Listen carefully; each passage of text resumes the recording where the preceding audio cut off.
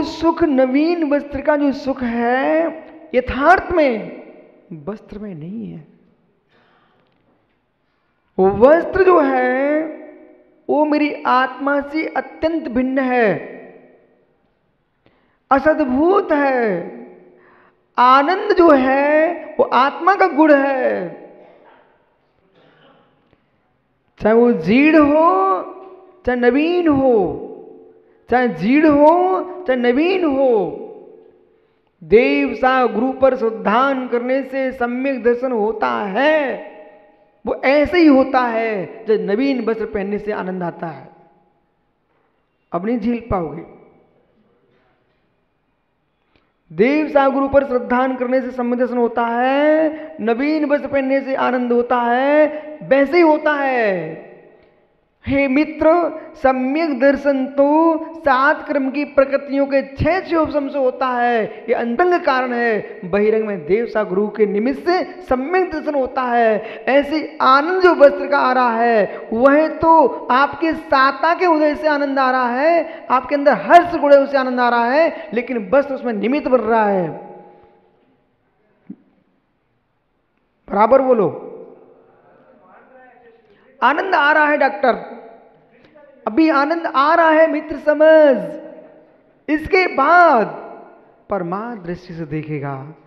हे मित्र, जिसमें तू आनंद देख रहा है उसमें आनंद नहीं है। इस स्वान वृत्ति को छोड़ दे डॉक्टर।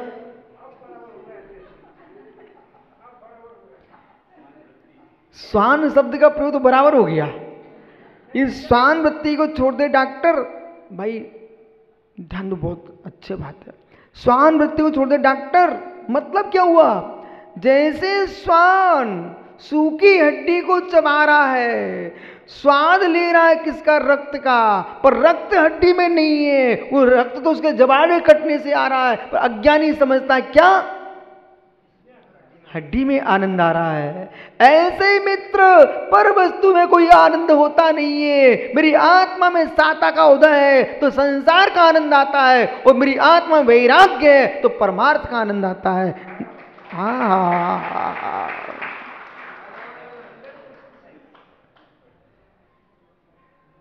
आनंद है, आनंद है। और ये जितने जीव यहां आनंद लूट रहे हैं, क्या ये विशुद्ध सागर शब्द सुन सुन के आनंद लूट रहे हैं? ये व्यवहार से उनके शब्द सुन रहे हो, पर भीतर झांक के देखोगे तो तुम्हारे अंदर ही आनंद है, उसका आनंद आ रहा है।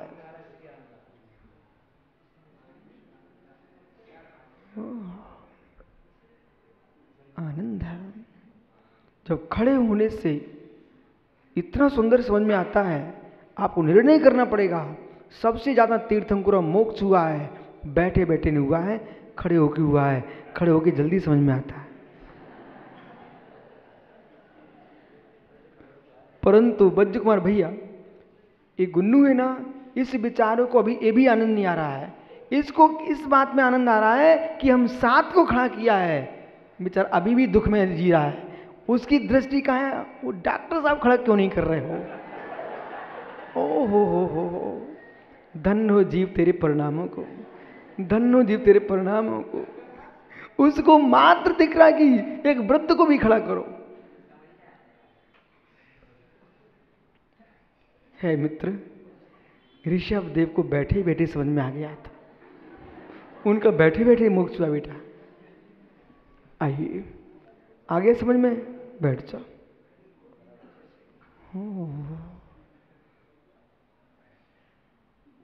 क्या हुआ? मतलब मैंने ये सब इसलिए आपके सामने रखा है विषय कि जो जीव ये सोचते हैं घर छोड़ करके समाज का भोजन करके जीना ये मुनि धर्म है। नहीं मित्र, ये मुनि धर्म नहीं है। यदि तुम सातों से मैं कह रहा हूं इस उज्जवल दिगंबर जैन समाज की रोटियां तूने खाई, बेटा साधना नहीं की तो पक्का मान के बनो, अगले भाव में बैल बल के चुकाना पड़ेगा। और जैन समाज का तुमने मिष्ट भोजन किया है और भगवान की वाणी के अनुसार तुमने साधना की है, तो सातों के साथ सिद्ध शिला पर सप्त ऋषि के रूप में दिखाई दोगे।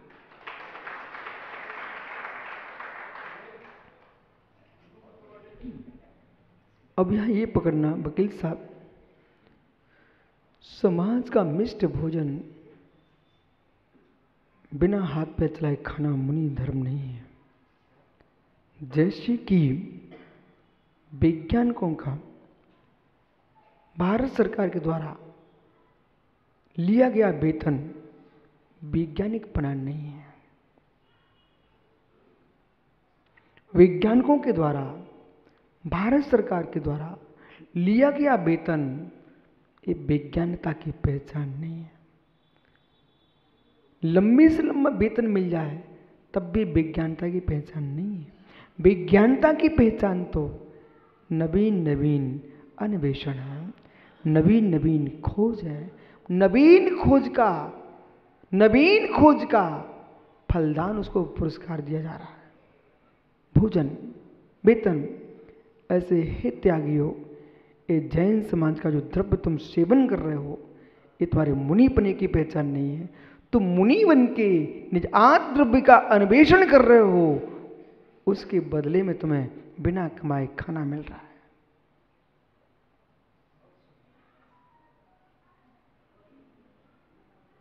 धन्य इन बच्चों को, गिल्ली डंडा खेलते हो गए।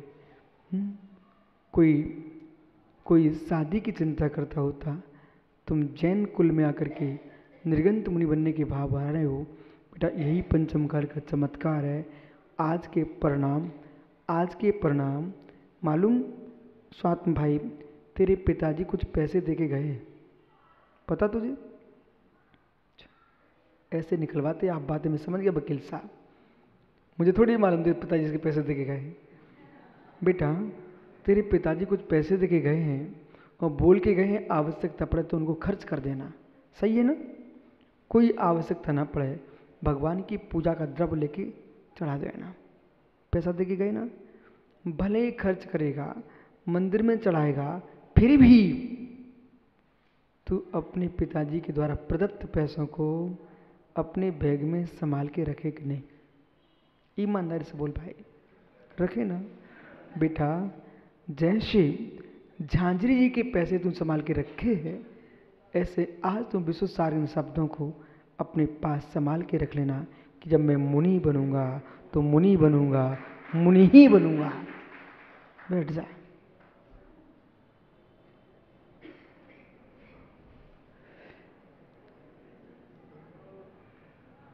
क्या हुआ? कोई झांझरी तो नहीं बैठा यहाँ पर भैया? कोई नहीं झांझरी क्या औरंगाबाद में है? कोई झांझरी नहीं है तो खड़े हो ना। अच्छा आए नहीं है, उनसे कहते हैं तुम चिंता मत करो, तुम्हारे कुल का बेटा भी मुनि संघ में है,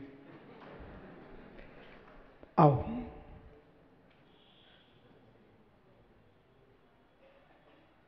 नवीन वस्त्र समझ में आ गया? उदासता का तात्पर्य चेहरा लटकाना नहीं है। उदासता का तात्पर्य उपेक्षा। उपेक्षा ये खोज करना चाहिए है कि मेरे भीतर उपेक्षा आ रही है कि चेहरा लटकाने वाली उदासता आ रही है।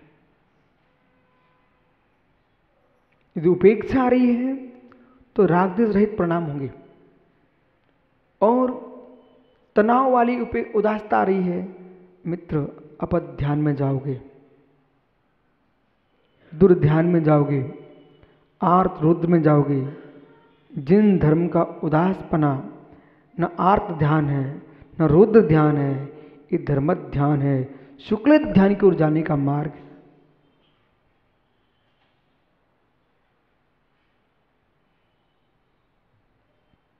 इसलिए हे जीव, शास्त्र अभ्यास करके तत्व श्रद्धान है कि नहीं, तत्श्रद्धान करके विषयों से उदासता है कि नहीं, संयम वृत्ति है कि नहीं, इन बातों को ध्यान करके फिर अमृतचंद स्वामी कह गए, मित्र यदि श्रद्धा है, ज्ञान है, निजानुभव नहीं है, तो वह मोक्ष मार्ग नहीं है। नहीं है। प्रश्न करूं? अनिल वकील साहब,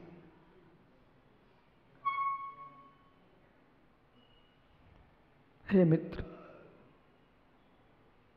जिस दिन तेरी शादी होके आई, नववधू घर में पैर रख रही है, तेरे मस्तिष्क में चल रहा है बस अब संसार का सुख भोगूंगा आज। उसी दिन कासलीवाल जी कहते हैं, अनिल ये कागज आया है, आपको जेल जाना है। मित्र सत्य बताना, तेरे भीतर क्या होगा? आज ही शादी हुई है, बारात उतरी ही है, दूल्हा उतरी है, और पत्नी को लेकर के घर की सीढ़ी पर तुम चढ़ रहा था, वकील साहब कागज लेके आ गए, नोट, भाई पुलिस आ रही है, आपको 1 घंटे के अंदर जेल जाना है। मित्र बोल, आनंद किसका आएगा? नई वधू का क्या होगा? समय नहीं है मेरे पास, घड़ी देखो, उत्तर दो। बेचारा कुछ भी नहीं कह पा रहा है,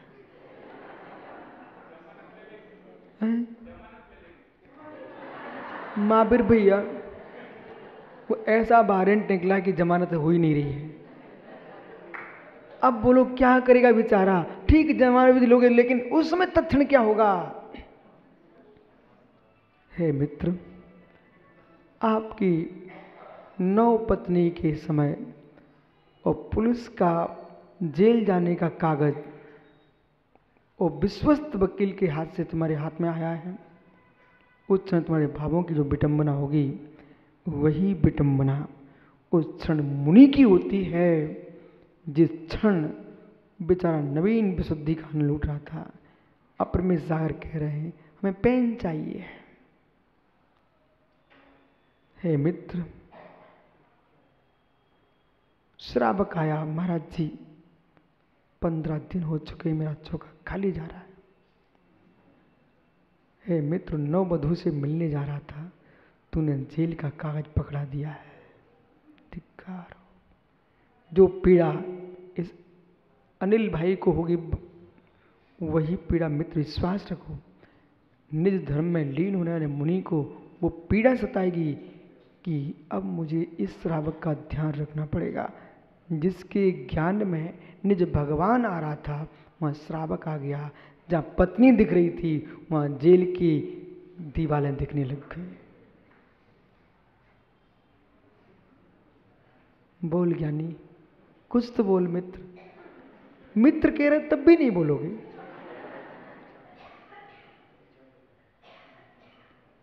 इस वेदना का मुझे वेदन है, बहुत अनुभव है, बहुत अनुभव है। मतलब इसलिए श्रावकों से साधुओं को बहुत परिचय नहीं रखना चाहिए। जैसे कि एक जज समाज के बीच में उठता बैठता नहीं है, मंदिर भी आता है, अपने दर्शन करके तुरंत बाहर निकल जाता है। पुलिस किसी भी समाज का होगा, वो उनके बीच में उठता बैठता नहीं है, क्योंकि उसे मालूम है तुम अपराध करोगे, फिर चेहरा तुम्हारा नहीं देखूंगा, मैं न्याय देखूंगा। इसलिए जैन आचार लोगों से ज़्यादा दूरी बना के रखते हैं, पास नहीं रखते हैं। नहीं तो मालूम इन ब्रह्मचारियों से भी दूरी बना कर रखना चाहिए, या अपनी इच्छाएं व्यक्त करने लग जाएंगे, दूर रहो। सारी गूढ़ विद्या तो मैं आपको बता देता हूँ, फिर समझ वो ही पाएंगे जिनका 6 सम होगा। नीति शास्त्र में पढ़ा दूंगा, लेकिन तभी भी नीति तुम खेल पाओगे जब बेटा तुम्हारे पुण्य होगा। बस हो ज्ञानी, देखो बेचारे का चेहरा।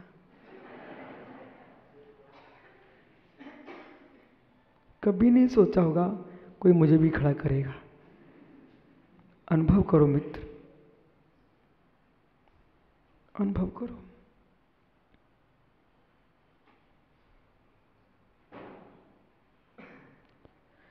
घर से इतना भय हो जाए, इतना भय हो जाए, इतना भय हो जाए, तो मोक्ष मार्ग में निर्भय हो जाएगा। जो घर से भयभीत हुए बिना घर छोड़ के आए हैं, बिना घर के होते ना घाट के होते।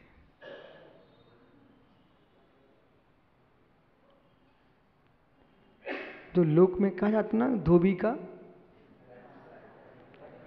वो मालूम उसका तो कुत्ता नहीं है, श्वान नहीं है, संज्ञा है। क्या होता है, धोबी जो रहता है ना, वो क्या बोलते हैं जिससे कपड़े कूटे जाते हैं आपके महाराष्ट्र में हैं, जिससे कपड़े धोते ना, लकड़ी का डंडा। अब वो ठीक है, आप मुगरिया कह रहे हो, कोई थपिया कह रहा है, लेकिन अलग अलग प्रांत की भाषा, लेकिन वो वस्तु समझ गए ना। अब सब नहीं बोलना, वकील साहब यहाँ महाराष्ट्र में क्या बोलते हैं उसको, लकड़ी की मोगरी। बस वो ठीक है, मुगरिया तुम्हारी हो गई, वो मोगरी है, ठीक, चलो चलेगा। जब धोबी कपड़े लेके जाता है तो प्रतिदिन वो कहाँ रोज लेके जाएगा उस मोगरी को, मुगरिया को। वो क्या करता है, घर में नहीं ले जाता और घाट पर भी नहीं छोड़ता।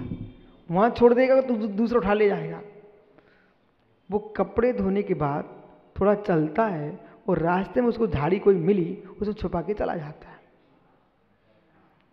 अब वो बेचारी मोगरी से पूछो, तुम घर की है कि घाट की है? समझ गए? वो न बेचारी घर की है न घाट की। ऐसे है मित्र, तुम घर छोड़ के आ गए,